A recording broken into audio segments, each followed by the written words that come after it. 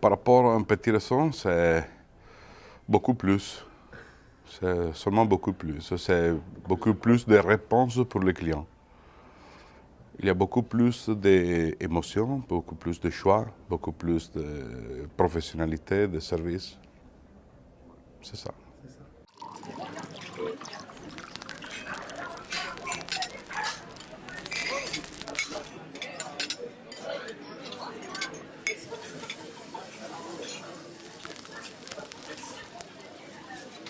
On va dans une grande table comme on peut aller au théâtre finalement.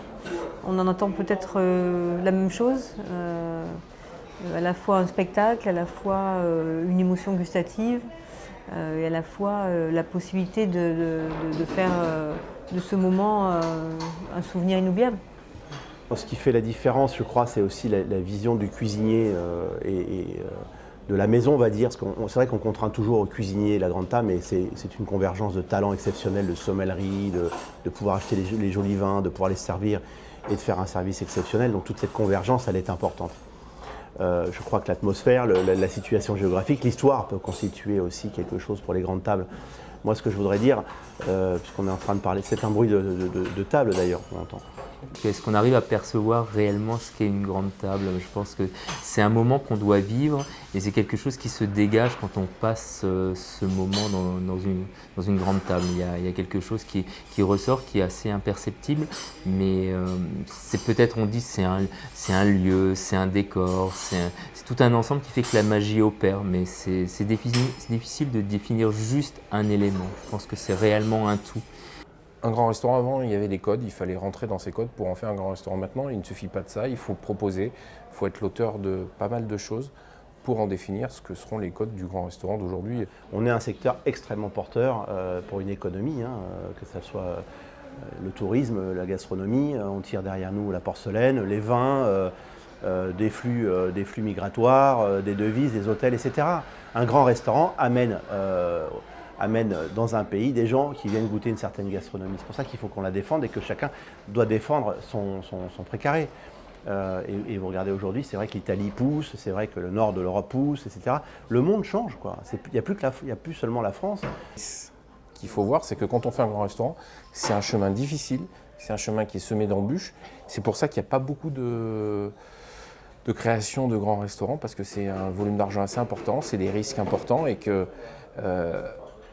c'est pas facile. Grande table égale luxe. Ça, je dirais que c'est la version théorique. Et le luxe, c'est quelque chose qui n'est pas atteint au quotidien.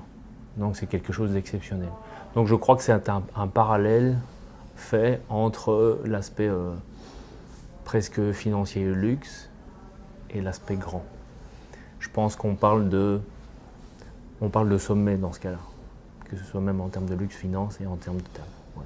Une grande table, ça peut être aussi dans la simplicité, mais l'émotion n'est pas forcément liée à un coût ou au luxe forcément. Enfin, je pense que l'émotion, il est plutôt lié à l'authenticité. Donc l'authenticité ne doit pas être quelque chose qui doit coûter cher. Est-ce que le luxe rentre dans cette catégorie-là? Je ne suis même pas sûr. Aujourd'hui, si on a les moyens de faire une expérience à son client un petit peu particulière, elle n'est pas nécessairement attachée aux moyens qu'il va mettre en œuvre. Certes, il faut du personnel compétent, il faut un art de la table qui apporte une certaine sensibilité.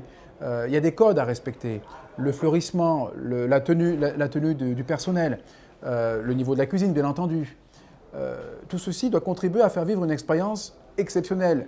Mais encore une fois, je mentirais si je disais que c'était à la portée de tout le monde. Ce n'est pas vrai. Par contre, tout le monde a la possibilité, à son niveau, de faire vivre une expérience au client. Une grande table, ce n'est pas accessible par tous. Et il faut aussi se le dire parce que il faut tout pour faire un monde, on va dire. Et je crois qu'il faut aussi des grandes tables pour porter aussi une certaine idée de qualité dans les tables les plus modestes. Et nous, dans notre société, on a plusieurs offre de restaurants et vous pouvez passer ici en Place Saint-Marc, rentrer au Quadri, boire un espresso à 1,20 € au comptoir ou grignoter un petit chiquetto à 2,50 € et ça c'est une chose que vous pouvez le faire, vous êtes dans une place, un lieu historique de luxe, mais vous pouvez rentrer. Ici, à cet étage, ce n'est pas la même chose, bien sûr, mais c'est la vie. Bien sûr, j'aimerais faire la cuisine pour tout le monde, mais c'est impossible. La grande cuisine, on peut la trouver dans un bistrot, ça peut être quelque chose de simple. C'est de la grande cuisine, mais dans un confort qui n'est pas le même. La cuisine évolue énormément et le terme grand pour moi n'est plus seulement exclusivement adapté à luxe. Donc, ça peut être une grande table qui peut être un bistrot où tu perçois la personne qui fait la cuisine, où tu perçois sa sensibilité et ce qu'il a envie de donner. Si on ne fait que ça, si on ne vit que dans des bistrots, il y a un moment donné, on a envie d'aller dans un grand restaurant. Et de la même façon, si tous les jours on va dans un grand restaurant, on a envie de temps en temps d'aller dans un bistrot. Eh bien, je pense que ces deux univers, avant, ils étaient très distincts. Aujourd'hui, il faut qu'ils cohabitent ensemble. Et il n'y en a pas un qui est plus valeureux que l'autre. La question, c'était le service. Le service, on ne te jette pas une assiette dans un restaurant. On essaye de te l'apporter, on essaye de te faire vivre quelque chose, une émotion qui est différente. Ce n'est pas une question de prix, c'est une question d'apport mental et de disponibilité du temps, surtout. Notre vie, c'est totalement dédié à ça et c'est pas une question de... C'est une question de réflexion très haute. Donc, pour nous, un biscuit, c'est quelque chose qui déposite une connaissance très longue. Et il faut avoir un grand respect de ça. Si je fais un petit chocolat ou je fais une grande assiette, c'est le même respect. Pour nous, le respect, c'est dans la matière et dans les hommes. Donc, les ingrédients, pour nous, ils ont une valeur spirituelle.